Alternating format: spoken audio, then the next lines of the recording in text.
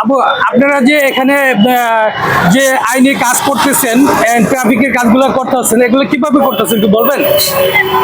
আমরা হচ্ছে যে মানে ছাত্ররা সবাই যতদিন না পুলিশ না আসতেছে ততদিন চাচ্ছি যে সুন্দর করে সবকিছু মেনটেন করতে, রিক্সা যাতে ঠিকভাবে যায়, কোনো ট্রাফিক যাতে এখানে জ্যাম যাতে না হয়, এটাই আমরা চেষ্টা করতেছি। যতদিন আমাদের পুলিশ বাহিনীরা না নামবে ততদিন আমরা এই কাজটা চালিয়ে যাব ইনশাল্লাহ। আপনাদের কি নির্ধারিত কোনো ডিউটি আছে না? না, নির্ধারিত না, যে যখন আসতেছে সবাই, কেউ কেউ হচ্ছে সকাল 7টা থেকে রাত পর্যন্ত আছে, আবার কেউ কেউ হচ্ছে যে বিকালে এসে জয়েন হইতেছে রাতে 10টা পর্যন্ত, 11টা পর্যন্ত অলমোস্ট এখানে মানুষ থাকে। মানে যে যখন আসতে পারতেছে সে তখনই জয়েন করতেছে। এখানে নির্ধারিত কোনো সময় নেই? না, নির্ধারিত কোনো সময় নাই। মানে যে যখন আসবে আবার যখন যাইতেছে তখন যেতে পারবে? জি জি, যে যখন আসতেছে সে মানে যতক্ষণ পর্যন্ত সে নিজ স্বেচ্ছায় থাকতে চায় সে ততক্ষণ পর্যন্ত থাকতে পারবে, আর যখন তার প্রয়োজন হয় সে চলে যেতে পারবে। কোনো ধরা বাধা নাই যে এতক্ষণ পর্যন্ত থাকতে হবে বা ইয়ে করতে হবে।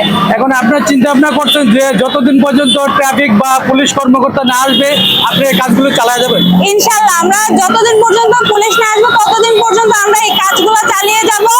আর এখানে আমাদের জনগণরাও খুবই সাপোর্ট করতেছে।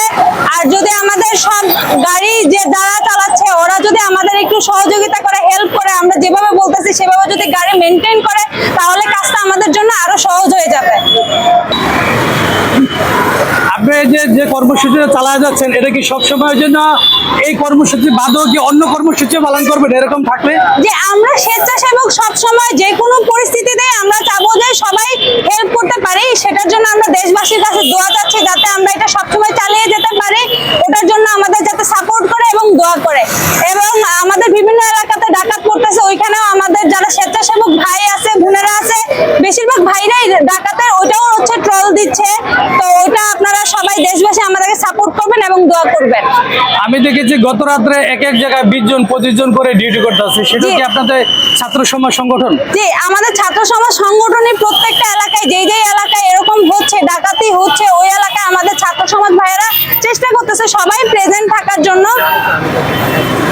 তো এখন যে নতুন অন্তর্গত সরকার আসছে, এই সরকারের যে পদক্ষেপ গুলো নিচ্ছে তারা প্রশাসনের দায়িত্ব না দেওয়া পর্যন্ত আপনি এই কর্মসূচি চালিয়ে যাবেন? যে ইনশাল্লাহ আমরা এই কর্মসূচি চালিয়ে যাব সব সময়।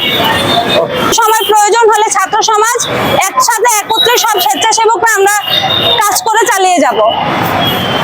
এই যে ঢাকা সিটিতে পরিষ্কার পরিচ্ছন্নতার কাজগুলো কারা করছে? এটাও হচ্ছে আমাদের ছাত্র সমাজের স্বেচ্ছাসেবক ভাই বোনেরা সবাই মিলে আমরা ছাত্র সমাজরাই দেখা যাচ্ছে এইসব কাজগুলো করতেছি।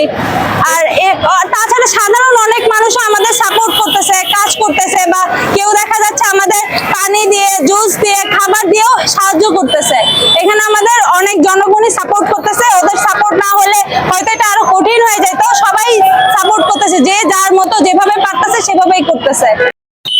ট্রাফিকের কাজগুলো, কর্মসূচিগুলো ছাত্ররা পালন করে যাচ্ছে, অগাধ পরিশ্রম করে তারা এই দায়িত্বগুলো পালন করছে।